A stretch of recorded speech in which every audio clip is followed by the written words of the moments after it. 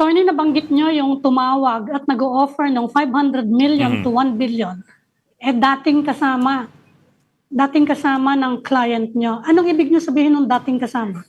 Dating kasama Kasi saan? yung notes ko kasi nasa office, no. Ang recollection ko sa pag-usap namin, kung di ako nagkakamali, kung hindi classmates sa College of Law, kasamaan sa ISIP. Inday Sara. Kasi remember siyang convener ng Inday Sara.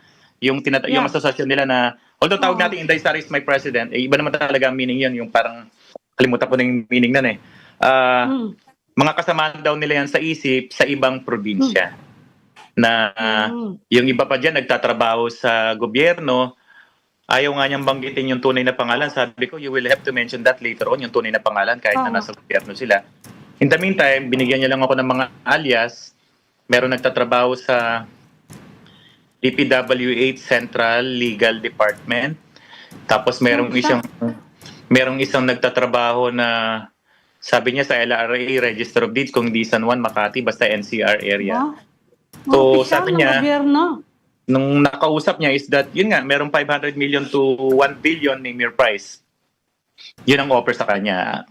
Sobrang laki, di ba? Pero kilala niya.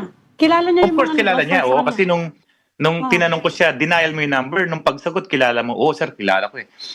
Ang hindi ko lang ma-sure kung classmate sa College of Law or kasama sa ISIP, no? Kasi yun lang naman ang grupong ginagalawan niya ron eh. Yung mga naging classmate niya sa College of Law, na yung iba naman doon, yung mga classmate nila, sila rin ang mga founding members, chairman, or convener ng iba't ibang asosasyon na binuo para kay Sara.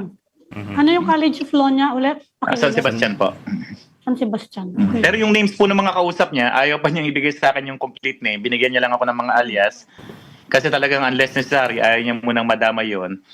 Although wala namang krimen doon, no? Pero sinasabi natin doon is that yun yung mga nagpaparating na may pondo kami dito, may budget dito.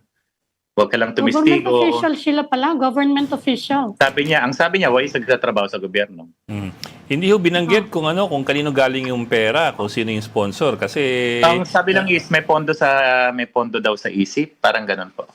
May pondo rito ang ISIP, parang kasi malaki-laki 1 billion ba. sa isang organisasyon lamang na ang sinabi is 500 to 1 B, name your price.